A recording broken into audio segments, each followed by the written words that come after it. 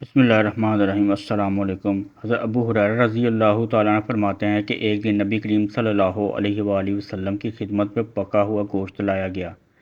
اس میں سے دست کا گوشت آپ صلی اللہ علیہ وآلہ وسلم کو پیش کیا گیا، جو آپ صلی اللہ علیہ وآلہ وسلم کو بہت پسند اور مرغوب تھا۔ آپ صلی اللہ علیہ وآلہ وسلم نے اس میں سے دانتوں سے نوچ نوچ کر کھایا اور فرمانے لگے کہ میں قیامت کے دن جب کہ لوگ دو جہاں کے پروردگار کا فیصلہ سننے کے منتظر ہوں گے، تمام لوگوں کا سردار ہوں گا۔ اور کیا تم جانتے ہو کہ کس طرح اللہ تعالیٰ قیامت کے دن تم اگلے پچھلے لوگوں کو ایک میدان میں جمع کریں گے؟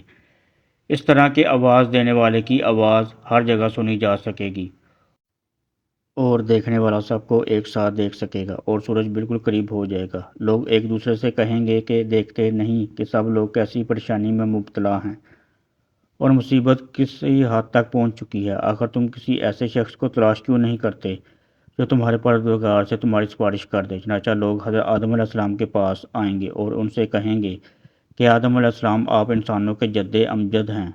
اللہ تعالیٰ نے آپ کو اپنے ہاتھ سے پیدا کیا تھا، اپنی روح آپ کے اندر پھونکی تھی، ملائکہ کو حکم دیا تھا اور انہوں نے آپ کو سجدہ کیا تھا اور جنت میں آپ کو ٹھہرایا تھا۔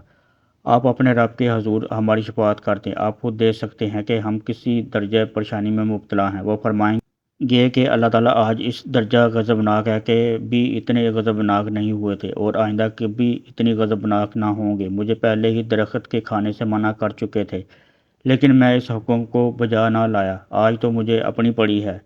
تم لوگ کسی اور کے پاس جاؤ، ہاں نوح علیہ السلام کے پاس جاؤ۔ چنانچہ سب لوگ حضرت نوح علیہ السلام کے پاس جائیں گے اور ان سے عرض کریں گے، اے نوح علیہ السلام، آپ روئے زمین پر سب سے پہلے پیغمبر ہیں اور اللہ تعالیٰ نے آپ کو عبد الشکور کے پکارا ہے۔ آپ ملاحظہ فرما سکتے ہیں کہ ہم کیسی مصیبت و پریشانی میں مبتلا ہیں۔ آپ اپنے رب کے حضور ہماری شفاعت کر دیجیے۔ وہ بھی یہی جواب دیں گے، میرا رب آج اس درجہ غضبناک ہے کہ اس سے پہلے بھی اتنا غضبناک نہیں ہوا تھا اور نہ کبھی اس کے بعد اتنا غضبناک ہوگا۔ آج تو مجھے خود اپنی فکر ہے۔ البتہ تم ابراہیم علیہ السلام کے پاس جاؤ۔ چنانچہ وہ ابراہیم علیہ السلام کے پاس حاضر ہوں گے اور عرض کریں گے کہ آپ اللہ کے نبی ہیں اور روئے زمین پر بسنے والے لوگوں میں سے اللہ کے خلیل ہیں۔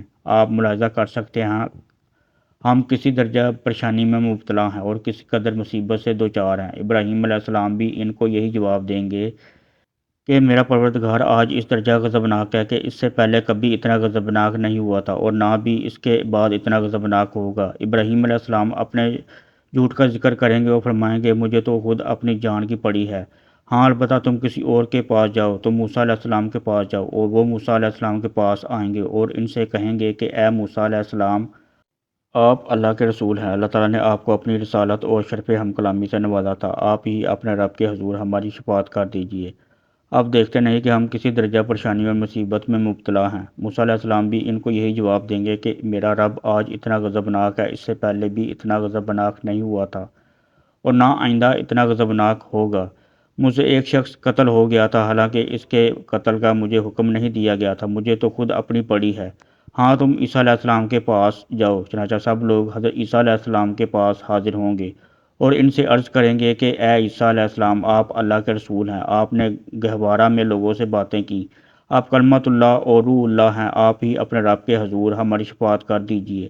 آپ ملاحظہ فرما سکتے ہیں کہ ہم کیسی پریشانی اور مصیبت میں مبتلا ہیں۔ حضرت عیسیٰ علیہ السلام بھی ان کو یہی کہیں گے کہ آج میرا رب جتنا غضبناک ہے، اس سے پہلے کبھی اتنا غضبناک نہیں ہوا تھا اور نہ آئندہ بھی اتنا غضبناک ہوگا، مجھے تو خود اپنی جان کی پڑی ہے، ہاں البتہ تم کسی اور کے پاس جاؤ، حضرت محمد صلی اللہ علیہ وآلہ وسلم کے پاس جاؤ۔ پس لوگ میرے پاس آئیں گے اور کہیں گے، اے محمد صلی اللہ علیہ وآلہ وسلم، آپ اللہ کے رسول ہیں، خاتم النبیین ہیں، اللہ تعالیٰ نے آپ کی اگلی پچھلی تمام خطائیں معاف کر دی ہیں، آپ ہی اپنے رب کے حضور ہماری شفاعت کر دیجیے۔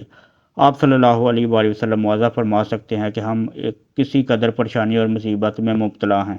حضور صلی اللہ علیہ وآلہ وسلم فرماتے ہیں کہ چنانچہ میں چلوں گا اور عرش کے نیچے آؤں گا اور اپنے رب کے حضور سجدہ ریز ہو جاؤں گا، پھر اللہ تعالیٰ مجھ پر اپنی حمد و ثنا کے وہ الفاظ اور اسلوب منکشف اور القا کرے گا جو مجھ سے پہلے اس نے کسی پر منکش اور القا نہیں کیے ہوں گے۔ پھر کہا جائے گا کہ اے محمد صلی اللہ علیہ وآلہ وسلم، اپنا سر اٹھاؤ، جو چاہتے ہو مانگو، عطا کیا جائے گا، اور شفاعت کرنا چاہتے ہو تو کرو، میں قبول کروں گا۔ میں اپنا سر اٹھاؤں گا اور عرض کروں گا، میرے پروردگار، میری امت یعنی ان کو بخش دیجیے۔ کہا جائے گا کہ اے محمد صلی اللہ علیہ وآلہ وسلم، آپ میں یہ اپنی امت میں سے ان لوگوں کو جن سے حساب نہیں لیا جائے گا جنت کے دائیں طرف کے دروازے سے جنت میں داخل کر دیجیے، اور وہ لوگ اس سے وہ دروازے کے علاوہ دوسرے دروازے کے استعمال کے حق میں بھی لوگوں کے ساتھ شریک ہوں گے۔ اس کے بعد آپ صلی اللہ علیہ وآلہ وسلم نے فرمایا کہ قسم ہے اس ذات کی جس کے دستے قدرت میں میری جان ہے، جنت کے دروازوں میں سے ہر دروازے کے دونوں کنواروں کے درمیان کا فاصلہ اتنا ہے کہ جتنا کہ مکہ اور ہجر، یا فرمایا کہ مکہ اور بصرہ کے درمیان ہے۔